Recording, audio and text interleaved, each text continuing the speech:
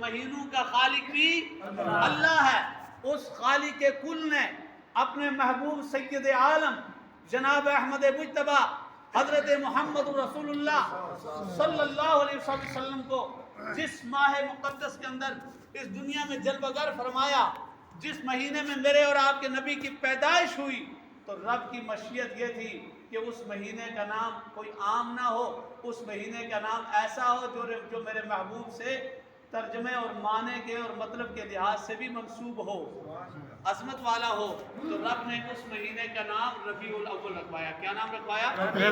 ربیع الاول رکھوایا، یعنی سب سے پہلی بہار، سب سے پہلی بہار۔ گویا کہ میرا نبی تب تھا جب کچھ بھی نہیں تھا۔ پہلی بہار رب العالمین جل جلالہ نے جو بنائی وہ مصطفیٰ کی بنائی، میرے اور آپ کے نبی کی بنائی۔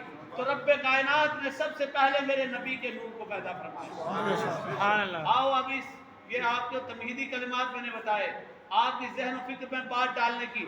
آؤ دیکھیں، نبی سے پوچھیں، نبی پاک صلی اللہ علیہ وسلم سے پوچھیں، یا نبی اللہ، یا رسول اللہ، اللہ نے سب سے پہلے کس چیز کو پیدا فرمایا؟ تو اسی سوال کو کیا تھا حضرت جابر جو نبی کے غلام ہیں، جو نبی کے صحابی ہیں، عرض کرتے ہیں یا رسول اللہ صلی اللہ علیہ وسلم، اللہ نے سب سے پہلے کس چیز کو پیدا فرمایا؟ کہ پوچھنے والا کون ہے؟ حضرت جابر رضی اللہ تعالیٰ حضرت جابر رضی اللہ تعالیٰ عنہ، صحابی رسول ہیں، حضور سے پوچھ رہے ہیں۔ تو نبی پاک صلی اللہ علیہ وسلم نے فرمایا ان اللہ تعالی خلق قبل کل الاشیاء نور نبی کا یا جابر، بے شک اے جابر، اللہ تبارک و تعالیٰ نے سب سے پہلے جس چیز کو پیدا فرمایا، تمام چیزوں سے جو پہلے پیدا فرمایا، اے جابر وہ تیرے نبی کا نور ہے۔ وہ تیرے نبی کا نور ہے، تیرے نبی کا نور ہے۔ کہنے والا کون ہے؟ خود نور والا، خود مصطفیٰ کریم ہے، خود فرما رہے ہیں کہ سب سے پہلے ساری چیزوں کی تخلیق سے پہلے، پیدائش سے پہلے رب نے تیرے نبی کے نور کو پیدا فرمایا، رب نے تیرے نبی کے۔ اب یہ کہنے والا کون ہے؟ سرکار۔ اب لوگ کہتے ہیں نہیں جی نبی کا نور ہی نہیں، وہ سرے سے انکار کرتے ہیں۔ بتائیے، نبی خود اپنی ذات کے لیے کہہ رہے ہیں تیرے نبی کے نور کو پیدا فرمایا۔ اور ایک حدیث میں فرمایا گیا، خود نبی ارشاد فرماتے ہیں اول ما خلق اللہ نوری، سب سے پہلی وہ چیز جس کو اللہ نے پیدا فرمایا، نہ لوح تھا، نہ قلم تھا، نہ عرش تھا، نہ فرش تھا، نہ جن تھا، نہ انس تھا، نہ شجر تھا، نہ حجر تھا، نہ برگ و ثمر تھا، نہ سمندر تھا، نہ نہر تھا، نہ مشرق تھا، نہ مغرب تھا، نہ شمال تھا، نہ جنوب تھا، نہ سورج تھا، نہ چاند تھا، نہ ستارے تھے، کائنات کی کوئی چیز نہیں تھی۔ اللہ تبارک و تعالیٰ نے سب سے پہلے میرے نور کو پیدا فرما دیا۔ سبحان اللہ۔ سب سے پہلے نبی نے فرمایا میرے نور کو پیدا فرما دیا۔ اب اسی نور پر بات کریں۔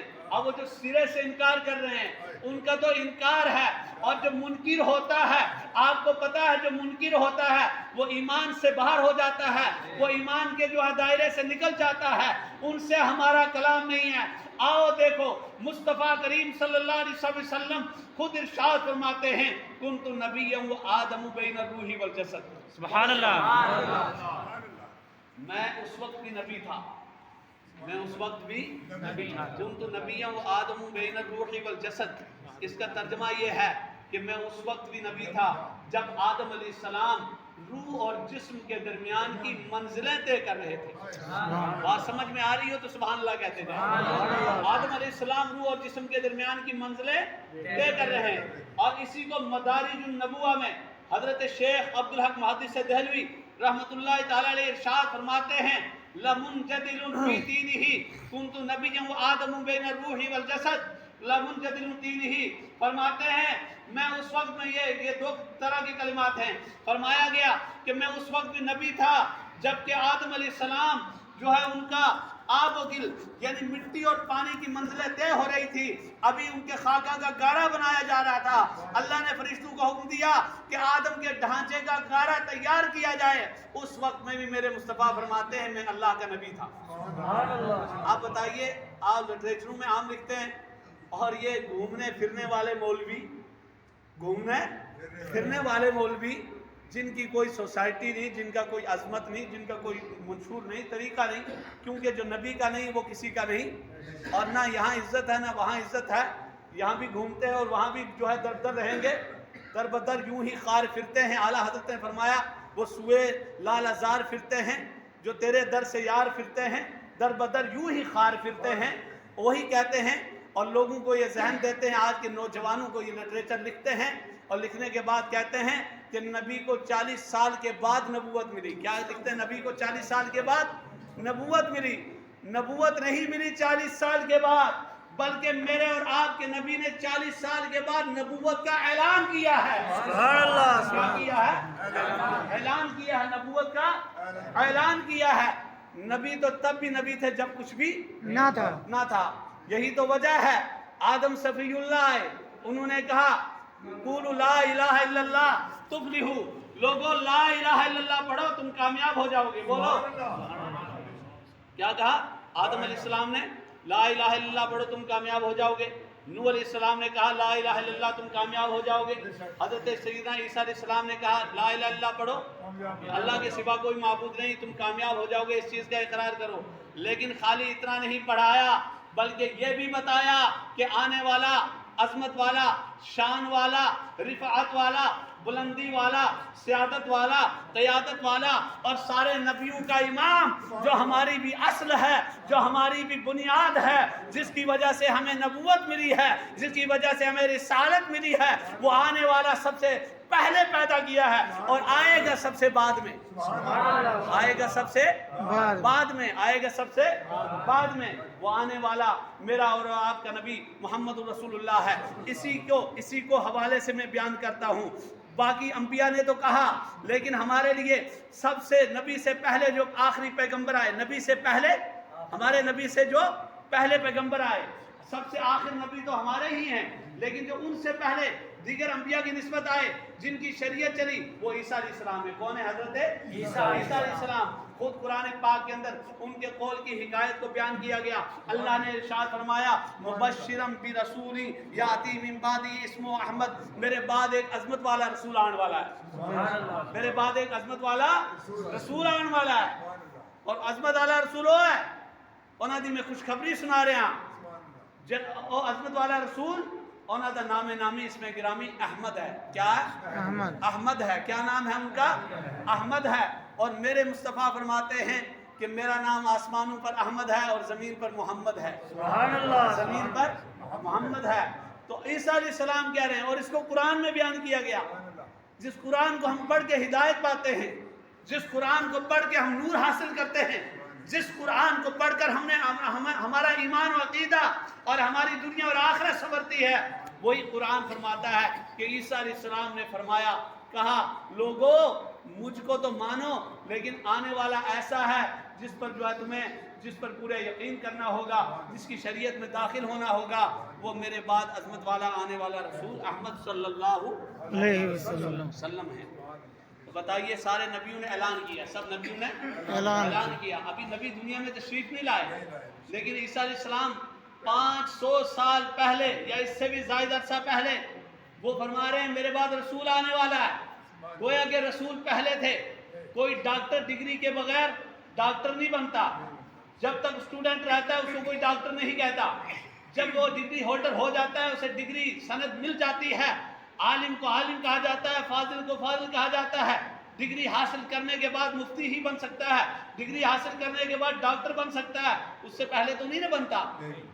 تو اسی طریقے سے بتائیے، میرے نبی کو جو اللہ نے نبوت کی سند دی، رسالت کی سند دی، وہ 40 سال کے بعد نہیں، بلکہ پیدا ہونے کے بعد نہیں، بلکہ تب عطا فرما دی تھی جب کچھ بھی نہیں تھا میرے نبی۔ اسی کو علامہ اقبال نے کہا، نگاہ عشق و مستی میں وہی اول وہی آخر، نگاہ عشق و مستی میں وہی اول وہی آخر، وہی قرآن وہی فرقان وہی یاسی وہی طٰہٰ، وہ دانے سبل خط رسول مولائے کل، جس نے غبار راہ کو بخشا فروغ وادی سینہ، ہے نا۔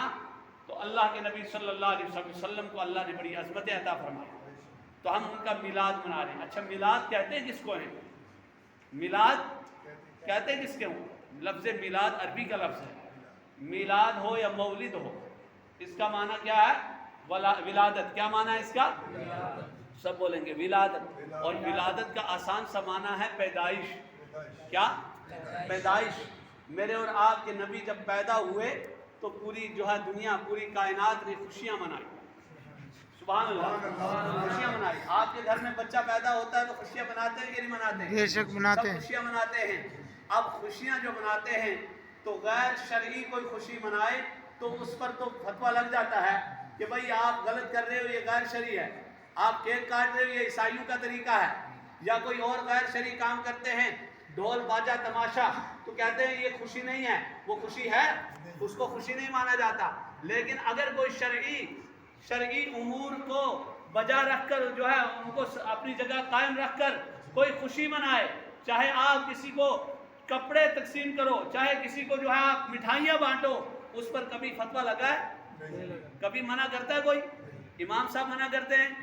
تو جس چیز کی شریعت میں ممانعت نہیں، جس چیز کی شریعت میں ممانعت، وہ مباح ہے، وہ جائز ہے، وہ مستحسن ہے، اسے اچھے طریقے سے کر سکتے ہیں آپ. تو اب ہم نبی کی خوشی منائیں تو لوگوں کو اعتراض ہو جاتا ہے.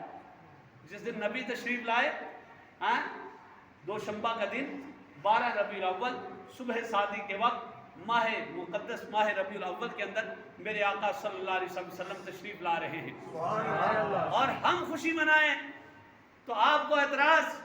لیکن جو عرش والا خود خوشیاں منائے کہ میرا محبوب آج زمین پر تشریف لا رہا ہے، آپ خوشیاں منائیں، آپ شادی کریں، آپ اپنا پروگرام کریں، آپ مہمانوں کی جو ہے آمد پر جو ہے خوشیاں منائیں، تو معاملہ کیا ہوتا ہے کہ آپ ٹینٹ کا انتظام کرتے ہیں، شامیانے کا انتظام کرتے ہیں کہ نہیں کرتے ہیں؟ آپ بچھونا اچھا بچھاتے ہیں کہ نہیں بچھاتے ہیں؟ آپ لائٹوں کا انتظام کرتے ہیں کہ نہیں کرتے ہیں؟ رب نے کہا میرا محبوب جانے والا ہے مہمان بن کے دنیا والوں کے پاس، کائنات والوں کے پاس. ابھی تک میری بارگاہ میں نور تھا، اب میرا محبوب نور و بشر دونوں شکل میں جا رہا ہے. تو جانے والے مہمان کے لیے میں ایسا معاملہ کروں گا کہ آسمان کو شامیانہ بنا دوں گا. آسمان کو، توجہ سے سن لیں کیونکہ مفتی صاحب کو بھی گفتگو کرنی ہے، میں اپنی مختصر کروں گا گفتگو. تو آسمان کو بولیں، آسمان کو شامیانہ بنا دیا اور زمین کو بچھونا بنا دیا اور چاند اور سورج کو اور ستاروں کو لائٹ کا انتظام کر کے ان کو بھیج دیا. میرے محبوب کا جا کر جو ہے سواگت کرو، ان کو خوش آمدید کہو، انہیں اہلاً سہلاً مرحبا، ان کے جو ہے قدموں میں جھک جاؤ، ان کے لیے جو ہے اپنے آپ کو نثار کر دو، روشنیاں بکھیر دو. اور پوری کائنات کے اندر اللہ نے کتنے کتنے درخت رکھے ہیں، اشجار رکھے ہیں کہ نہیں رکھے ہیں، پھول رکھے ہیں.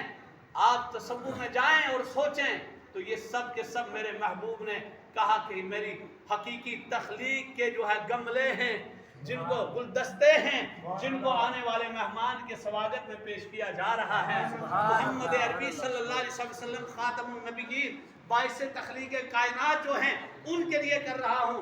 دنیا والے تو ایسے جو ہے وہ مصنوعی پھول بناتے ہیں، لیکن میرا محبوب جا رہا ہے تو ان کا جو ہے میں اس طریقے سے ان کو جو ہے کائنات کو خوش آمدید کہنے کے لیے یہ پیغام دے رہا ہوں.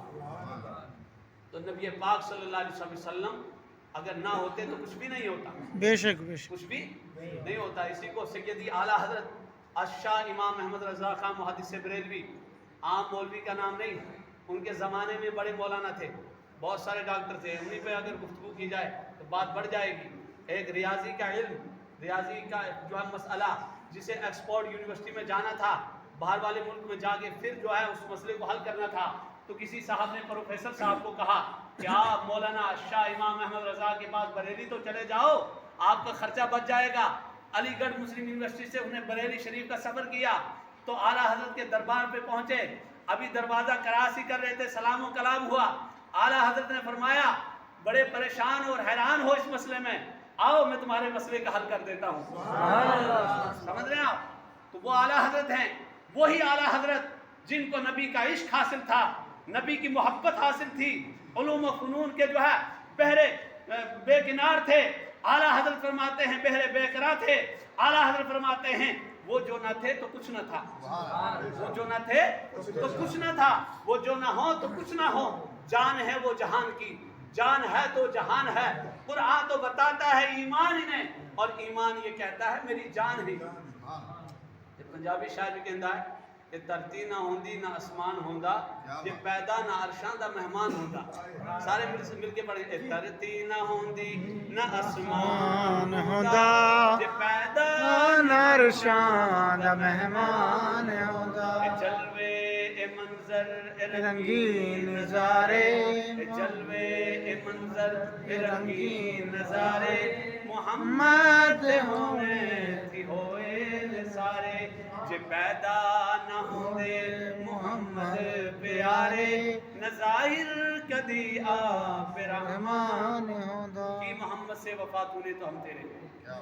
تو یہ جہاں چیز ہے کیا لوہو قلم تیرے ہیں۔ تو میں یہ عرض کر رہا تھا میلاد کا معنی ہے پیدائش، اپنے بچوں کی پیدائش پہ لوگ خوشیاں مناتے ہیں، لیکن ہم اگر کریں تو لوگوں کو اعتراض، اور یہ عزازیل کا کام ہے اعتراض کرنا، انکار کرنا۔ عزازیل جس کا مشہور نام المعروف ابلیس ہے، حضرت المعروف ابلیس ہے۔